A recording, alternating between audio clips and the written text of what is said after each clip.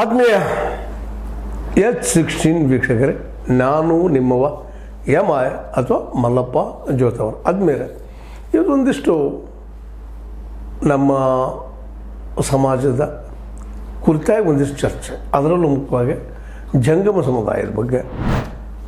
ನಿಜವಾಗಿಯೂ ಜಂಗಮರು ಬೇಡೋ ಒಂದು ವೃತ್ತಿಯನ್ನು ಮಾಡಿಕೊಂಡು, ವೃತ್ತಿ ಅನ್ನೋಕ್ಕಿಂತಲೂ ವಂಶ ಪಾರಂಪರ್ಯದ ಬಂದಂಥದ್ದು.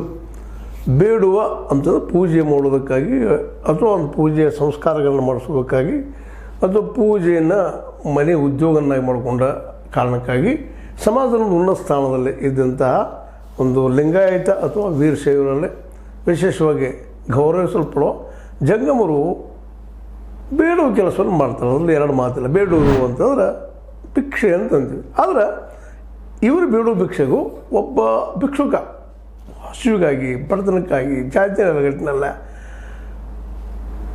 ಬೇಡುವ ಭಿಕ್ಷುಕ ಭಾಳ ಅಂತರದನ್ನು ನಮಗೂ ನಿಮಗೆ ಗೊತ್ತಿದ್ದ ವಿಷಯ. ನಾವು ವಾಸ್ತವವಾಗಿ ನೋಡ್ತಾ ಇರ್ತೀವಿ ಅದನ್ನು.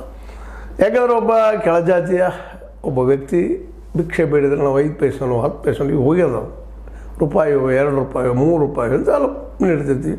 ಅದು ಮನೆಯಲ್ಲಿ ಉಳಿದಂಥ ತಂಗಳ ಹಬ್ಬಗಳು ಅಂಥವು ಕೊಡ್ತಾ ಇರ್ತೀವಿ ಈ ಭಿಕ್ಷುಕರಿಗೆ. ಮತ್ತು ಇತ್ತೀಚೆಗೆ ಅದನ್ನು ಸರ್ಕಾರ ಕಡಿಮೆ ಮಾಡಬೇಕು ಅಂತೇಳಿ ಪ್ರಯತ್ನ ಮಾಡ್ತಾರೆ.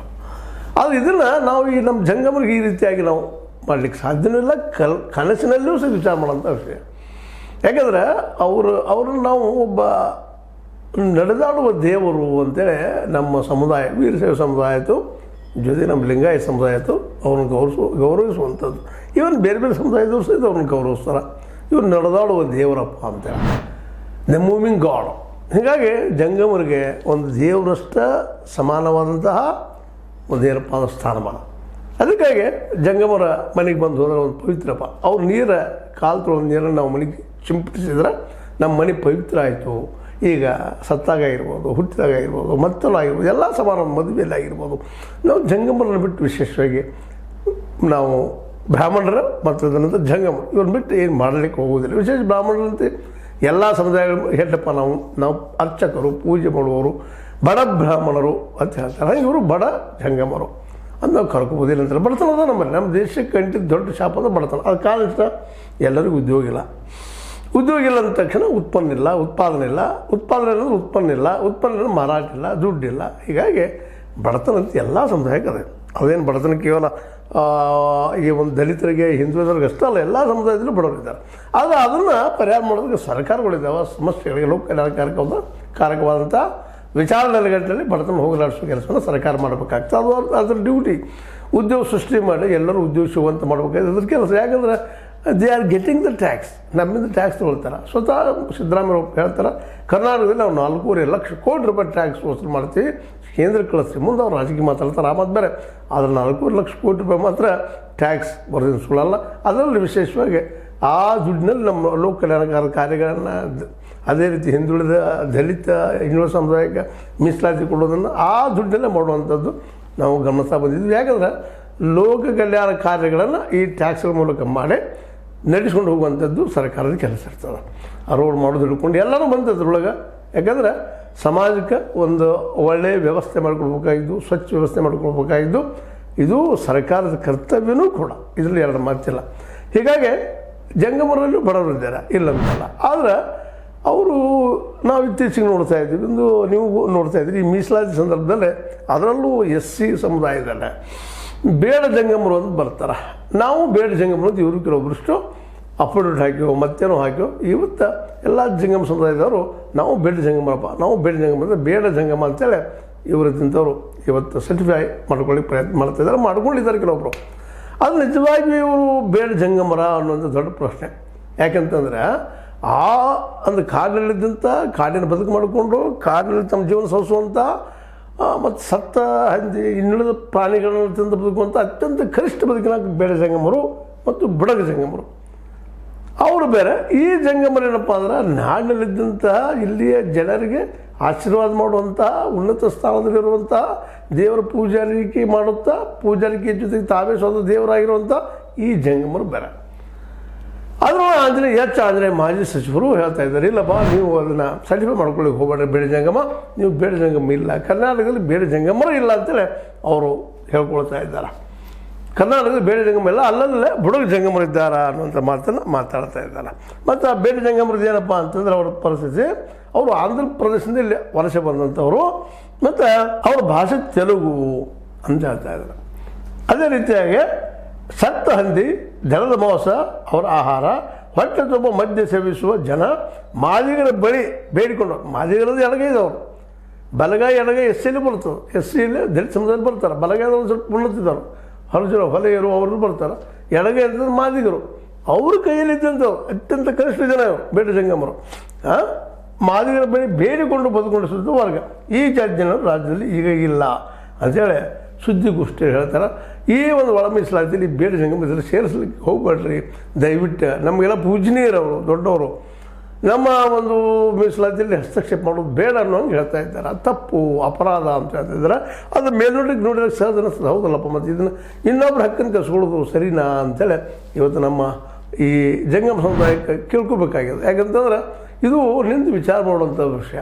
ಇವರು ನಿಜವಾಗಿಯೂ ಮಾದಿಗರಿಗಿಂತಲೂ ಅಥವಾ ಎಡಗೈದವ್ರಿಗಿಂತಲೂ ಕನಿಷ್ಠವಾದ ಬದುಕಲು ಮಾಡ್ತಾ ಇದ್ದಾರೆ, ಅವ್ರ ಮಟ್ಟದಲ್ಲಿದ್ದಾರೆ ಅನ್ನುವಂಥದ್ದು. ಬಡವರಿದ್ದಾರೆ, ಒಪ್ಪು ಮಾತ್ರ ಎಲ್ಲ ಸಮುದಾಯದಲ್ಲಿದ್ದಾರೆ, ಉಪ್ಪಾರರಲ್ಲಿದ್ದಾರೆ, ಬಡಿಗರಲ್ಲಿದ್ದಾರೆ, ಬ್ರಾಹ್ಮಣರಲ್ಲಿದ್ದಾರೆ, ಅಥವಾ ಇನ್ನುಳಿದ ಯಾವುದೇ ಸಮುದಾಯದಲ್ಲೂ ಬಡವರಿದ್ದಾರೆ. ಆ ಮಾತು ಅದರಲ್ಲಿ ಎರಡು ಮಾತಿಲ್ಲ.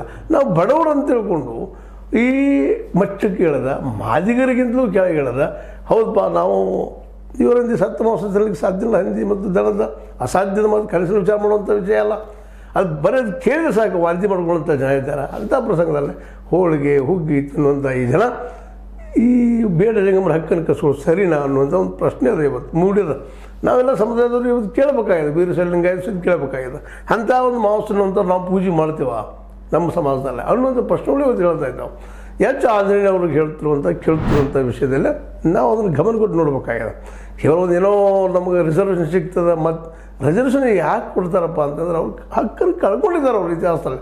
ಅಂಥವ್ರಿಗೆ ಬಿದ್ದವ್ರು ಸ್ವಲ್ಪ ಅಸ್ಪೃಶ್ಯರಪ್ಪ ಅವರು. ಅದನ್ನು ಅಂಬೇಡ್ಕರ್ ಅವರು ಹೇಳಿದಂಥ ಅಸ್ಪೃಶ್ಯರಿಗಾಗಿ ಅಂತ. ಇವನ್ನ ಬಸವಣ್ಣವರು ಈ ಜಾತಿ ಹೋರಾಟ ಮಾಡಿದ್ರೆ ಆ ಮತ್ತು ಬೇರೆ. ಆದರೆ ಇಲ್ಲಿ ಅಂಬೇಡ್ಕರ್ ಇವತ್ತಿನ ಕಾಲದಲ್ಲಿ ಅಂಬೇಡ್ಕರ್ ಮಾಡಿದಂಥ ಈ ಅಸ್ಪೃಶ್ಯ ಜನರಕ್ಕಿಂತಲೂ ನಾವು ಕಡಿಮೆ ಅಂತ ತೋರಿಸ್ಕೊಳ್ಳುವಂಥ ಬೇಡ ಜಂಗಮ ಸರ್ಟಿಫಿಕೇಷನ್ ತೊಗೊಳ್ಳೋದು ನಮ್ಮ ಜಂಗಮ ಸಮುದಾಯದವ್ರಿಗೆ ಎಷ್ಟು ಯೋಗ್ಯ ಅನ್ನೋದು ಸ್ವತಃ ಯೋಚನೆ ಮಾಡುವಂಥದ್ದು.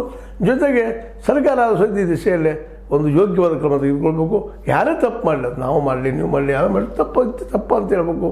ಮತ್ತು ಇಂಥ ಒಂದು ಸಮುದಾಯ ಇರೋ ಮುಂದೆ ಇಂಥ ಸಮುದಾಯಕ್ಕೆ ಬಡ ಸಮುದಾಯಕ್ಕೆ ಹೆಲ್ಪ್ ಮಾಡಲಿ. ಜಂಗಮರಿಗೆ ರಿಸರ್ವೇಷನ್ ಕೊಡಲಿ, ಲಿಂಗಾಯತರಲ್ಲಿ ರಿಸರ್ವೇಷನ್ ಈಗ ಕೊಟ್ಟಿದ್ದದ ಈ ಒ ಬಿ ಸಿ ಒಳಗೆ ತೊಗೊಂಡು ಮಾಡಿ, ಲಿಂಗಾಯತರಿಗೆ ಅದ್ರಾಗ 3B ಒಳಗೆ ಅದು ತೊಗೊಂಡು, ಮತ್ತು ಸಾಮಾಜಿಕ ಮೇಲ್ಸ್ತರದಲ್ಲಿದ್ದೀರಿ, ವಿದ್ಯಾಭ್ಯಾಸ ನಿಮಗದ, ಒಳ್ಳೆಯ ಶಿಕ್ಷಣ ನಿಮಗೆ ಸಿಗುವಂಥ ಸಾಧ್ಯತೆಗಳಿದ್ದಾವೆ. ಮತ್ತು ಈ ಸಮುದಾಯದ ಜನರಿಗೆ ಅನುಕೂಲ ಮಾಡುವಂಥ ಅನೇಕ ಮಠಮಾನ್ಯಗಳಿದ್ದಾವೆ. ಮಠಮಾನ್ಯಗಳೆಲ್ಲರೂ ಇವತ್ತು ಈ ಜಂಗಮರಿಗೆ ಫ್ರೀಯಾಗಿ ಅವ್ರಿಗೆ ಏನಪ್ಪ ಟ್ರೈನಪ್ ಮಾಡಿ ಆ ವೃತ್ತಿ ಮಾಡುವಂಥ, ಗುಡಿ ಪೂಜಾರಿಗೆ ಮಾಡುವಂಥ ಅನೇಕ ಉದ್ಯೋಗ ಸೃಷ್ಟಿ ಮಾಡುವಂಥ ಶಕ್ತಿ ಆ ಸಮುದಾಯಕ್ಕದ. ಈ ಎಲ್ಲ ನೆಲೆಯಲ್ಲೇ ಬೇಡ ಜಂಗಮ ಮಾಡುವಂಥ ಸರ್ಟಿಫಿಕೇಟ್ ಬೇಕಾ ಇವರಿಗೆ, ಅದು ಅವಶ್ಯದ ಅನ್ನೋದು ಸ್ವತಃ ಅವರು ನಮ್ಮ ಜಂಗಮ ವಿಚಾರ ಮಾಡುವಂಥದ್ದು. ಮತ್ತು ಆಂಜನೇಯ ಅಂತ ಮಾಜಿ ಸಚಿವರು ಜೊತೆಗೆ ಇವತ್ತಿನ ಅನೇಕ ಜನ SC ST ಇದನ್ನು ವಿರೋಧ ಮಾಡ್ತಾ ಇದ್ದಾರೆ. ಅದಕ್ಕೆ ಈ ದಿಶೆಯಲ್ಲೇ ಅವರು ನಮ್ಮ ಹಕ್ಕನ್ನು ಕಸ್ಕೋಬೇಡ್ರಿ ಅಂತ ಹೇಳಿದ್ದು ಪೂರ್ವದಲ್ಲೇ ನಮ್ಮ ಬಗ್ಗೆ ನಾವು ಆತ್ಮವಿಮರ್ಶೆ ಮಾಡ್ಕೊಂಡು, ಹೌದೇನಪ್ಪ ನಾವು ಆ ಮಾದಿಗರಿಗಿಂತಲೂ ಕೆಳಮಟ್ಟದ ಜೀವನ ಸಾಗಿಸ್ತಾ ಇದ್ದೀವ ಅಂತ ಪ್ರಶ್ನೆ ಮಾಡಿಕೊಂಡ್ರೆ ಇದಕ್ಕೆ ಉತ್ತರ ಅವರಲ್ಲಿ ಸಿಗ್ತದೆ. ಯಾಕಂದರೆ ಸ್ವವಿಮರ್ಶೆ ಒಂದು ಏನಪ್ಪ ವಿಮರ್ಶೆ ಜೊತೆಗೆ ಸ್ವಜ್ಞಾನ ಅವ್ರಿಗೆ ಉಳ್ಳವರಿದ್ದಾರೆ, ಅದು ಮಾಡ್ತಾರೆ. ನನಗೆ ಅನಿಸದ ಪುಷ್ಟಿ ಮಾಡ್ತಾರೆ. ಅದೇ ಕಾಲಕ್ಕೆ ಹೆಚ್ಚು ಆಂಜನೇಯ ಅಂತ ಒಂದು ಹೋರಾಟಗಾರರು ಇದನ್ನು ಆದಷ್ಟು ಪೂರ್ಣ ಜಗ್ಲಾರದ ಅವ್ರು ಕನ್ವಿನ್ಸ್ ಮಾಡೋಂಥ ಪ್ರಯತ್ನ ಮಾಡಿ, ಯಾಕಂದರೆ ಒಂದಕ್ಕೆ ಹೊಂದಾಣಿಕೆ ಮಾಡ್ಕೊಂಡು ಹೋಗುವಂಥ ವಿಷಯ ಇದೆ. ಮತ್ತು ಎಲ್ಲದರಲ್ಲೂ ಹಸ್ತಕ್ಷೇಪ ಮಾಡೋದು ಸರಿಯಲ್ಲ ಅಂತ ಹೇಳ್ತಾ ಈ ಒಂದು ಮೀಸಲಾತಿ ಇರೋದು ಈ ಒಂದು ಮಾದಿಗರಿಗಿಂತಲೂ ಕೆಳಗಿದ್ದಂಥ ಬೇಡ ಜಂಗಮರ ಸಲುವಾಗಿ. ಅಂಥವ್ರು ಕರ್ನಾಟಕದಲ್ಲಿ ಇಲ್ಲ, ಅವರು ಆಂಧ್ರದವರು, ಅವ್ರ ಭಾಷೆ ತೆಲುಗು ಅನ್ನುವಂಥ ವಾದವನ್ನು ನಮ್ಮ ಆಂಜನೇಯವರು ಮಂಡಿಸ್ತಾ ಇದ್ದಾರೆ. ಇದಕ್ಕೇನಾದರೂ ಉತ್ತರ ಇದೆಯಾ ನಮ್ಮ ಜಂಗಮ ಸಮುದಾಯದಲ್ಲೇ ಅನ್ನೋದನ್ನು ಎದುರು ನೋಡಬೇಕಾಗಿದೆ. ಕೇವಲ ಅಫಿಡೇವಿಟಿಂದ ನಮ್ಮ ಜಾತಿಗಳು ಬದಲು ಆಗೋದಿಲ್ಲ. ಯಾಕಂದರೆ ಜಾತಿ ಹುಟ್ಟಿಂದ ಬರ್ತದೆ ಅನ್ನೋದು ನಾವೆಲ್ಲರೂ ಕನ್ಫರ್ಮ್ ಮಾಡ್ಕೊಂಡು ಅವರು ಇದ್ದೀವಿ. ಆ ನೆಲೆಯಲ್ಲೇ ಜಾತಿ ಬಿಡಬೇಕು ಮಾಡಬೇಕು ಆ ಮಾತು ಬೇರೆ, ಅದು ಇನ್ನೊಂದು ವಿಷಯದ ಇನ್ನೊಂದು ಹಂತದ ಚರ್ಚೆ. ಬಟ್ ಇದರಲ್ಲಿ ಮಾತ್ರ ಬೇಡ ಜಂಗಮರ ಹಕ್ಕನ್ನು ಕಸಲು ಸರಿನಾ ಅಂತ ಒಂದು ಸಣ್ಣ ಪ್ರಶ್ನೆ. ಏನಂತೀರಿ ಜಂಗಮರ? ನನಗೆ ಅನಿಸಿದ ಕೆಲವು ಮಾತಾಡಿದ್ದೀನಿ. ನಾವು ವಿಮರ್ಶೆ ಮಾಡ್ಕೊಂಡು ಚಿಂತನೆ ಮಾಡೋಣ. ಅವ್ರು ಇನ್ನೊಬ್ರು ನಮ್ಗೆ ಹೋಗೋಣಿದ್ದು ನಾವು ಅದನ್ನು ಬಿಟ್ಟು ಬಿಡೋದು ಭಾಳ ಯೋಗ್ಯ ಅಂತ ನನಗೆ ಅನ್ನಿಸ್ತದೆ. ನಿಮಗೇನು ಅನ್ನಿಸ್ತದೆ? ಲೈಕ್ ಮಾಡಿರಿ, ಶೇರ್ ಮಾಡಿರಿ, ಕಮೆಂಟ್ ಮಾಡಿರಿ, ಜೊತೆ ಸಬ್ಸ್ಕ್ರೈಬ್ ತಿಳಿಸ್ಕೋಬೇಡ್ರಿ.